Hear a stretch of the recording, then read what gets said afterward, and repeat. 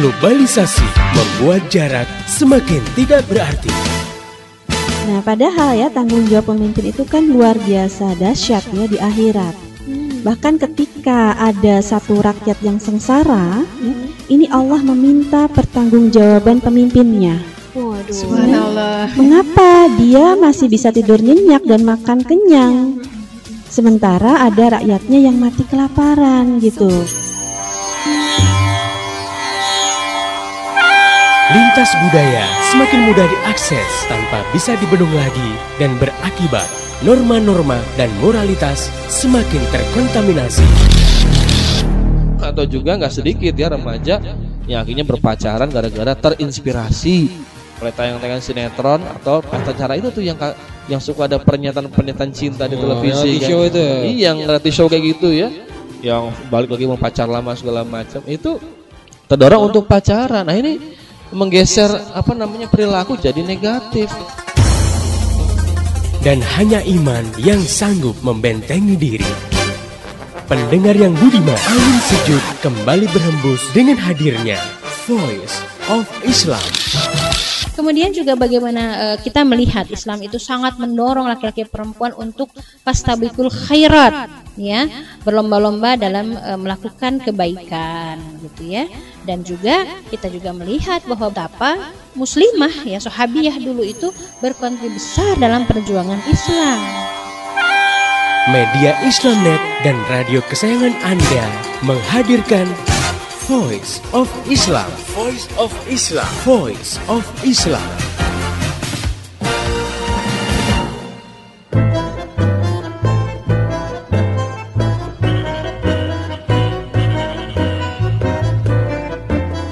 Assalamualaikum warahmatullahi wabarakatuh. Halo Indonesia, jumpa kembali dengan saya Arini Aulia dalam program Voice of Islam, kerja bareng Media Islamnet dengan radio kesayangan Anda ini.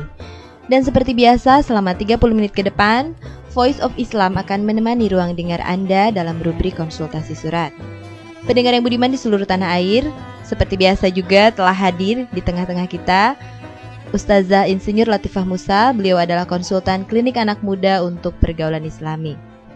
Baik pendengar, langsung saja kita sapa dulu beliau. Assalamualaikum warahmatullahi wabarakatuh, Ustazah. Waalaikumsalam warahmatullahi wabarakatuh, Mbak Arini. Bagaimana nih kabarnya hari ini, Ustazah? Alhamdulillah, semoga Mbak Arini juga sehat. Alhamdulillah, sehat walafiat, dan tentunya juga mudah-mudahan pendengar yang budiman di seluruh tanah air juga dalam keadaan sehat walafiat. Amin. Ustazah dan juga pendengar Voice of Islam di seluruh tanah air, pada kesempatan ini kita akan membacakan surat yang datang dari hamba Allah di Jawa Barat. Jadi tidak menyebutkan namanya, Ustazah ya. Nah, berikut ini suratnya. Assalamualaikum. Saat ini harga bahan bakar bertambah mahal, rakyat semakin sengsara. BLT, bantuan langsung tunai, tidak menyelesaikan masalah. Mengapa semua ini bisa terjadi? Itu surat yang pertama. Dan kemudian ada surat yang kedua yang melalui SMS dari 0856 343 sekian. Assalamualaikum. Indonesia negara yang kaya, mengapa rakyatnya semakin hari semakin bertambah sengsara? Itu tadi Ustazah, surat yang telah datang ke Voice of Islam terkait dengan kenaikan ya harga. Oke pendengar, langsung saja kita bahas kedua surat tadi dan langsung saja kita bincang-bincang dengan Ustazah Insinyur Latifah Musa. Ustazah, kalau kita lihat kondisi rakyat Indonesia kian hari kian sulit, ya, dan pemerintah menumpahkan semua pangkal persoalan kepada kenaikan harga bahan bakar, khususnya minyak, ya Ustazah ya. Nah, sebenarnya pertanyaan dari rakyat sederhana saja, mengapa harga minyak ini semakin tinggi? Ya, baik Mbak Arini dan juga pendengar yang budiman di seluruh tanah air, khususnya kepada saudara atau saudari yang mengirimkan SMS ini, memang semua ini banyak menjadi pertanyaan ya bagi kita semua. Mengapa kok harga bahan bakar bertambah mahal ya? Sementara Indonesia sendiri adalah produsen bahan bakar yang cukup besar di dunia. Iya. Nah, kemudian juga akhir-akhir ini rakyat juga didera penderitaan dan banyak masalah akibat kenaikan harga bahan bakar khususnya minyak tadi. Iya. Nah, sekarang ada pertanyaan, kenapa sih harga minyak itu naik terus? Ya. Nah, sebenarnya kenaikan harga minyak kalau kita cermati itu sebenarnya kemauan pedagang minyak, dan pedagang minyaknya ini bukan pedagang minyak kampung atau lokal atau nasional, tetapi pedagang minyak dunia. Ya. Dan masalahnya sektor minyak itu sudah dikuasai oleh para kapitalis dunia. Ya, jadi sebenarnya yang membuat naiknya harga minyak ini hanya sekitar kurang lebih 5 perusahaan besar ini kalau di Amerika Serikat. Jadi perusahaan yang bukan sekedar besar ya Mbak Arini, tapi sangat besar ya. Dan ini bergerak lintas negara. Nah, inilah ya salah satu permainan kapitalis dunia. Jadi tambang-tambang besar di Indonesia itu sudah dikuasai oleh perusahaan-perusahaan besar ini Mbak Arini ya. Dan perusahaan-perusahaan ini disebut sebagai multinational corporate. Gitu kalau disingkat MNC. Gitu. Ya. Berarti Ustazah bisa dikatakan bahwa Indonesia ini sudah dikendalikan oleh mereka. Ya, kita semua harus tahu bahwa Indonesia ini ya, jujur atau tidak ya, itu sudah tunduk pada kemauan mereka. Jadi Indonesia sekalipun memiliki tambang minyak yang sangat besar ya, tetapi lebih dari 80% kekayaan minyak kita itu mengalir keluar dan menjadi milik perusahaan-perusahaan besar ini. Ya, jadi MNC ini atau multinational corporate tadi yang sudah membawa minyak keluar dari Indonesia dan kemudian menguasai minyak dunia itu dengan mudahnya memainkan harga. Jadi seperti praktek monopoli pasar ya Mbak Arini, mereka itu menentukan harga seenaknya. Ya, dan parahnya, ya ini parahnya, Indonesia bukan lagi seperti negara yang berdaulat dalam masalah harga, dalam masalah ekonomi, dalam masalah penentuan barang-barang yang dimiliki oleh rakyat. Sebenarnya Indonesia sudah sangat tergantung kepada mereka. Gitu. Yang perusahaan tadi gitu ya, yang multinational corporate itu. Ya, berarti kalau seperti itu Indonesia juga tidak bisa dikatakan sebagai negara yang sudah berdaulat itu saja. Iya, ya bagaimana kita bisa mengatakan berdaulat ya Mbak Arini? Ibaratnya nih ya, kalau kita punya kebun-kebun ya dengan banyak pohon-pohon berbuah lebat dan bagus ya. Kemudian kita kedatangan orang yang dengan seenaknya orang ini mengatakan, "Saya punya tangga ya. Dengan tangga ini saya akan mengambil buah-buahan. Nanti kamu akan dapat bagian 10% gitu."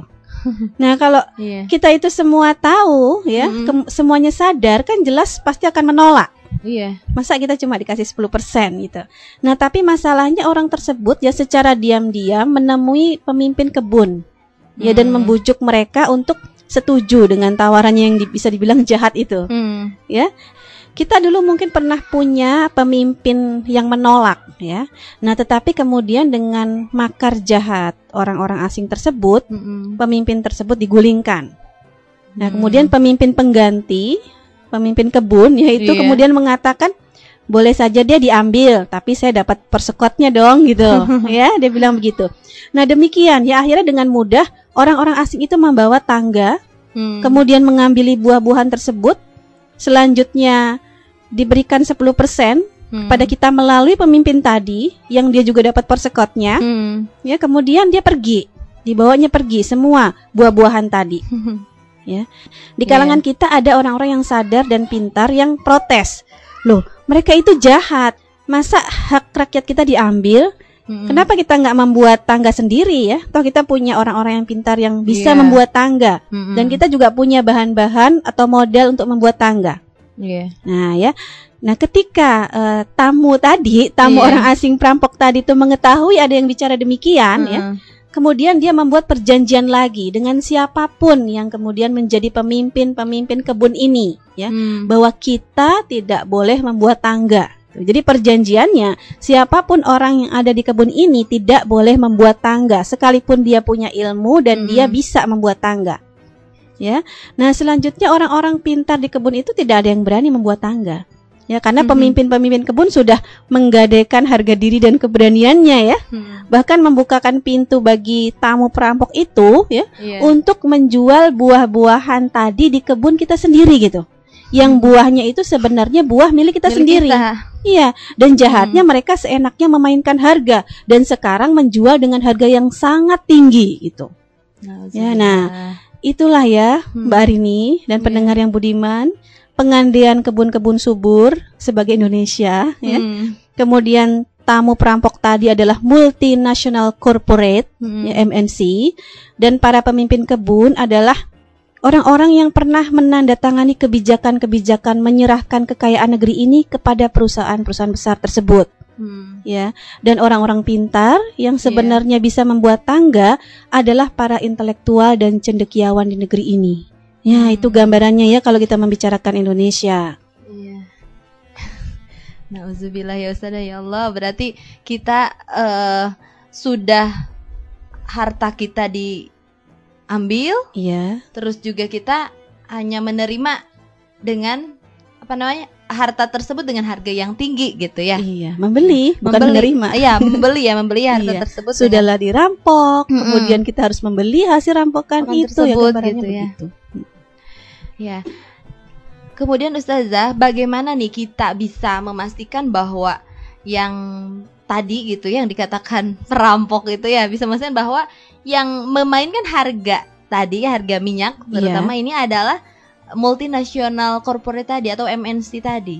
Iya, ini memang didapatkan dari kalau kita mencermati ya Mbak Arini, berita-berita di media massa atau menelusuri persoalan-persoalan ini. Nah, dalam sebuah perbincangan di media ya, gara-gara harga minyak menyentuh langit ini ada berita ya bahwa 5 bos MNC tadi ya, multinational corporate atau MNC tadi dipanggil oleh Senat AS, Senat Amerika Serikat. Jadi semacam DPR-nya Amerika Serikat. Nah, Senat itu marah ya ketika tahu keuntungan MNC dari bisnis minyak itu sangat tinggi. Itu bahkan dikatakan oleh Senat lebih tinggi dari puncak Himalaya. Jadi Himalaya itu puncak tertinggi di dunia ini, dan keuntungan mereka itu lebih tinggi dari itu. Ya, jadi ada 5 bos yang dipanggil oleh Senat, yang mereka adalah dari Chevron, kemudian ConocoPhillips, dari Shell, ExxonMobil, dan BP American, BPA ya. Yang ini adalah 5 perusahaan besar minyak ya di Amerika. Yang ini juga kita tahu bergerak di Indonesia. Iya. Gitu. Nah, mereka dimintai penjelasan di bawah sumpah ya, mengapa harga minyak naik. Ya, karena ternyata kenaikan harga minyak ini tidak hanya berpengaruh pada negara-negara berkembang, tapi juga pada rakyat Amerika Serikat ya. Contohnya nih, maskapai terbesar American Airlines sudah memangkas jumlah penerbangan dan mem-PHK ribuan karyawan. Bahkan sekarang di Amerika Serikat dipungut untuk penerbangan ya, biaya satu koper itu $15. Ya, jadi ini berpengaruh juga pada Amerika gitu ya, memukul juga, sehingga Senat ini marah. Nah, para bos minyak ini ya diwakili oleh Presiden Shell mengatakan bahwa harga BBM naik karena 70% produksinya tergantung dari harga minyak dunia. Nah, sementara minyak dunia itu melonjak karena supply tidak memenuhi demand. Ya. Nah, dalih mereka itu karena pembatasan eksplorasi di Alaska. Jadi perlu diketahui ya bahwa eksplorasi di Alaska ini jelas penyumbang terbesar pada pemanasan global yang mencairkan es di Alaska. Dan ini yang berpengaruh pada perubahan iklim global. Jadi memang dunia sudah bersepakat untuk mencegah eksplorasi besar-besaran di Alaska.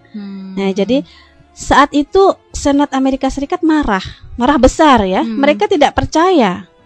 Senat ini mengatakan kepada bos MNC tadi ya, kalian itu selalu mencari kambing hitam ya. Profit atau keuntungan kalian setiap kuartal selalu naik. Kalian tidak punya etika tentang harga BBM yang layak bagi rakyat. Nah, ini menurut salah seorang senator. Ya, sementara senator yang lain menunjuk bahwa data profit tahunan ExxonMobil dalam 5 tahun terakhir dari 11,5 miliar dolar Amerika Serikat itu bertambah menjadi 40,6 miliar dolar Amerika Serikat.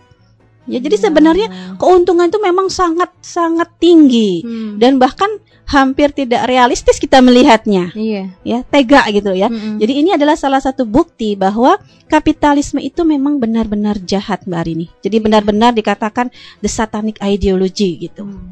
Berarti pengaruhnya itu untuk seluruh manusia gitu ya Ustazah Iya, ya. bahkan mereka sendiri Merasakannya. orang Amerika yang menerapkan kapitalisme itu merasakan kekejaman ya. Iya. Perilaku ekonom-ekonom yang menggunakan kapitalis ini. Oke pendengar, perbincangan kita masih sangat menarik. Masih seputar kejahatan MNC dan seperti apa kejahatan-kejahatan dari perusahaan ini. Saya Arini Aulia dan juga Ustazah Insinyur Latifah Musa akan kembali setelah satu selingan berikut ini. Tetap setia di Voice of Islam. Kepada Allah semua kan berakhir, waktu dan dunia hanyalah miliknya. Suka dan duka bagai nyanyian yang mengiringi setiap langkah kita. Allahu Rabbi yang maha pengasih, yang memberi rezeki setiap insan. Allahu Rabbi yang maha penyayang, akan memaafkan setiap kekilafan. Gelapkan hilang cahayamu menerawang, mendung berlayar angin yang menghantarkan.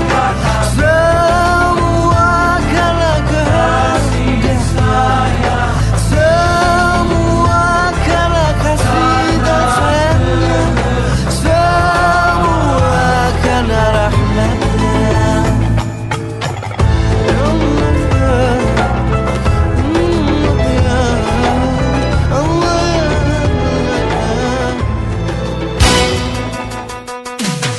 Masih Anda ikuti Voice of Islam. Jangan kemana-mana, ikuti acara ini hingga tuntas nanti. Voice of Islam, persembahan media Islamnet dan radio kesayangan Anda ini. Voice of Islam, Voice of Islam, Voice of Islam.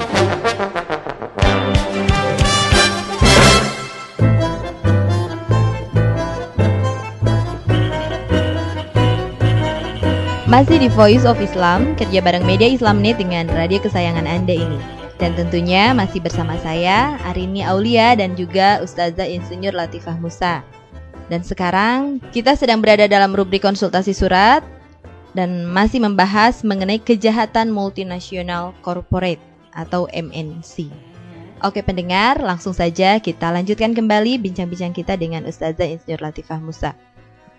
Ya Ustazah, kalau tadi kita sudah membicarakan ternyata di balik kenaikan harga bahan bakar minyak ini terkait dengan perusahaan-perusahaan besar. Iya. Nah, mungkin sekarang bisa dijelaskan bagaimana sih kejahatan-kejahatan dari perusahaan-perusahaan tersebut Ustazah? Iya.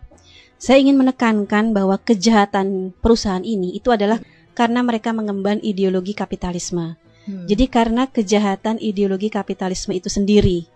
Jadi kalau kita bicara tentang sebuah ideologi ya, the satanic ideology, kalau dia masuk ke jin, dia menjadikan jin itu jahat gitu ya. Kalau dia merasuk ke manusia, manusianya jadi jahat gitu.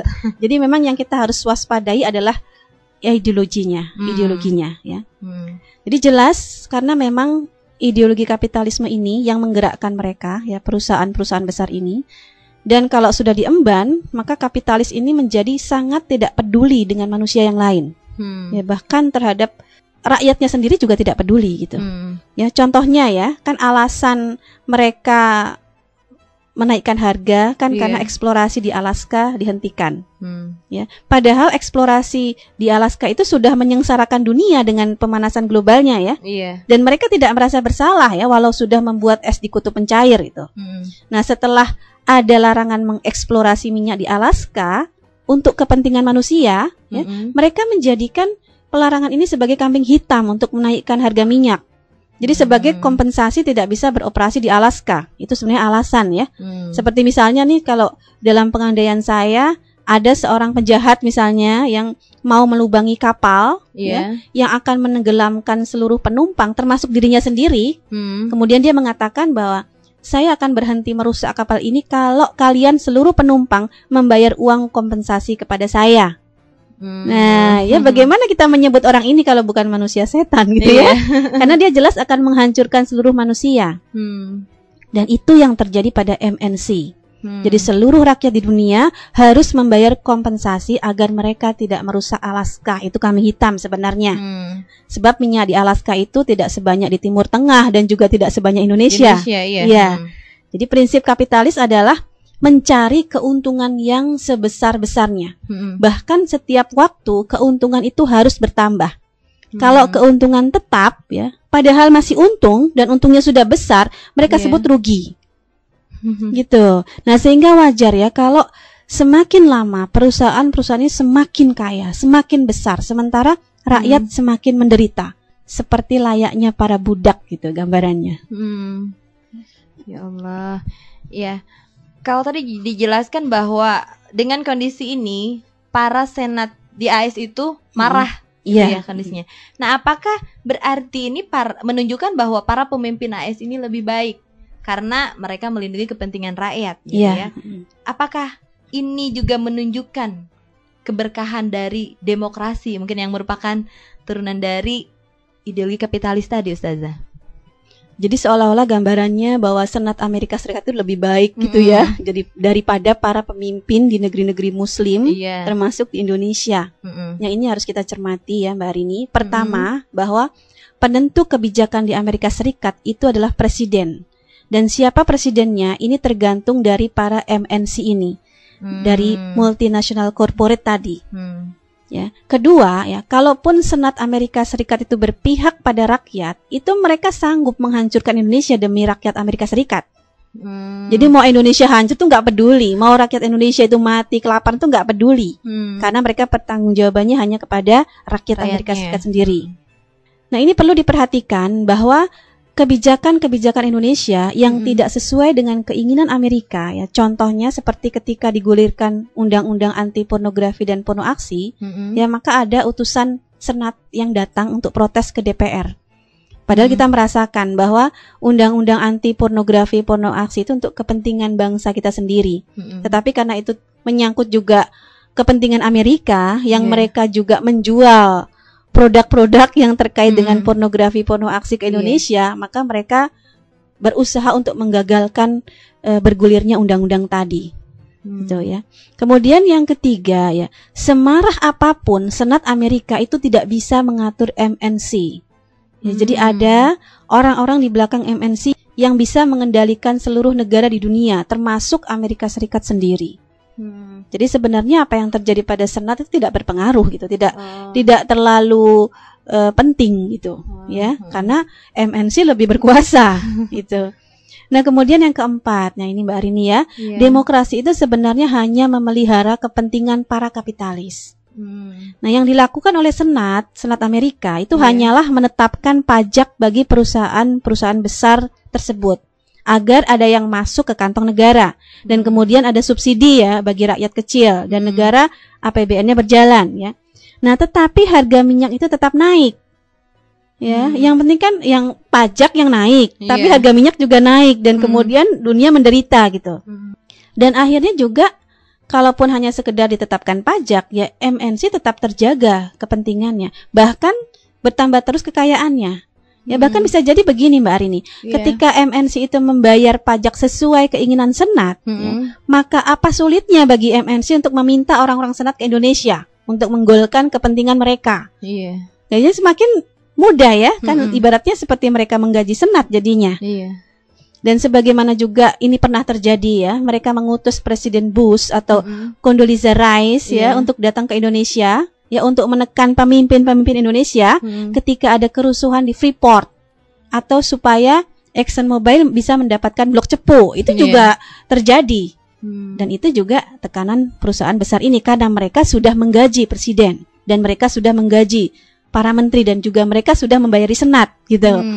Ya, jadi memang tidak ada yang lebih tinggi daripada kekuasaan para kapitalis dalam kondisi seperti ini. Dan inilah yang kita harus memahami, ideologi ini yang harus dihapuskan dari dunia ini, termasuk khususnya ya di Indonesia, karena mayoritas kita adalah kaum muslimin. Jahat sekali ya Ustazah ya. Ya, mengerikan gitu ya dengan kekuatan MNC yang begitu besar sekali pengaruhnya. Iya. Nah, sekarang untuk kondisi bangsa Indonesia nih Ustazah. Iya. Apa nih yang harus dilakukan oleh bangsa Indonesia dengan melihat kondisi seperti itu? Iya. Kita adalah kaum muslimin. Kita hanya menggantungkan kekuatan dan keyakinan kita hanya semata-mata kepada Allah Subhanahu wa taala. Kita hanya menjadikan kekuatan yang tertinggi yang mengatur hidup kita, yang kemudian memberikan akhir yang terbaik bagi kita, itu hanya kepada Allah Subhanahu wa taala. Itu masalah akidah, keyakinan yang Mbak Arini. Nah, memang ada dua pilihan, khususnya bagi para pemimpin. Yang pertama, ini ada dua pilihan ya. Pertama, menjadi pengkhianat yang akan tercatat dalam sejarah sebagai orang yang telah menggadaikan negeri dan mengorbankan rakyat. Atau yang kedua, menjadi pahlawan yang membela kepentingan rakyat dan harga diri bangsa ini, walaupun harus ditebus dengan nyawa sang pemimpin.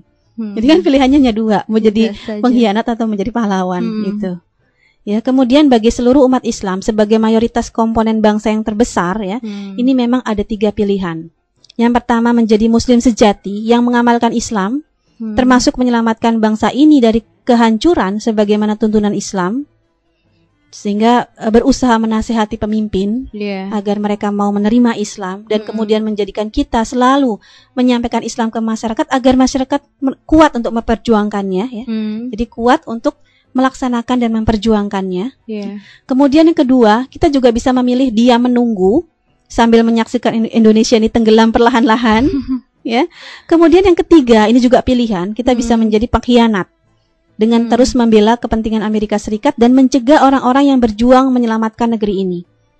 Sekarang tinggal mana yang dipilih. Dan tentu sebagai seorang muslim, kita berharap akhir yang terbaik di dunia atau di akhirat gitu. Karena kalau kita menjadi pengkhianat, tentu kita sudah mencari kapling di akhirat, di tempatnya di neraka ya. Sementara kalau kita menjadi pejuang, kita sudah disediakan oleh Allah dengan mendapatkan akhir yang terbaik di surga, insya Allah. Oke pendengar, demikian tadi pembahasan kita mengenai seperti apa sih kejahatan dari MNC atau multinational corporate yang telah memberikan dampak yang begitu besar bagi dunia, kesengsaraan bagi dunia ya, terutama dari ideologi kapitalisme yang sedang mencengkram dunia ini. Mudah-mudahan apa yang tadi kita bahas bisa bermanfaat, terutama bagi pendengar yang telah mengirimkan SMS ke Voice of Islam, dan ternyata kenaikan harga minyak ini karena ulah dari perusahaan besar tadi yang sudah kita jelaskan. Bagi pendengar yang ingin bertanya atau memberikan saran dan kritik, Anda bisa kirim surat ke radio kesayangan Anda ini, atau bisa juga melalui SMS ke 0856 94924411, atau bisa juga melalui email ke mediaislamnet@yahoo.com. Saya Arini Aulia dan seluruh kerabat kerja yang bertugas mengucapkan terima kasih kepada Ustazah Insinyur Latifah Musa atas penjelasannya. Jazakillah Ustazah. Sama-sama Mbak Rini, jazakillah khair. Dan terima kasih juga buat pendengar yang telah setia mengikuti acara ini. Pesan saya, sampaikan apa yang Anda peroleh dari acara ini kepada yang lainnya, agar rahmat Islam ini bisa segera tersebar luas, termasuk di kota Anda yang tercinta ini. Mari menimbang masalah dengan syariah. Assalamualaikum warahmatullahi wabarakatuh. Mel, lu ngapain senyum-senyum gitu? Ya, gue lagi seneng aja. Bagi-bagi dong senengnya. Ih, barusan tuh gue buka gaulislam.com. Walah, lu udah nggak lola lagi ya? Ya enggak lah, peningkatan dong friend. Masa dari dulu mainnya cuma SMS-SMS-an, sekarang gue udah bisa internetan. Nah terus yang bikin lu seneng apaan? Sekarang tuh di gaulislam.com ada konsultasi anak muda. Nah, yang bikin gue seneng banget, banyak masalah yang selama ini gue pendem dijawab sama narasumber-narasumber Voice of Islam. Emang masalah lu tuh apaan sih? Ih, rahasia dong. Tapi kan kalau sudah ditanyakan di gaulislam.com, jadi nggak rahasia lagi dong. Ya, gue kan pakai nama samaran. Iya, nama samaran lu tuh siapa? Ih, rahasia dong. Gaulislam.com, makin lengkap aja, makin lengkap aja. Ada konsultasi anak muda, konsultasi keluarga, editorial Voice of Islam, agenda roadshow, cara menghubungi narasumber, dan toko buku Islam online. Kunjungi gaulislam.com dan dapatkan berbagai kemanfaatannya. Mel, kalau biro jodoh ada nggak di gaulislam.com? Ih, rahasia dong.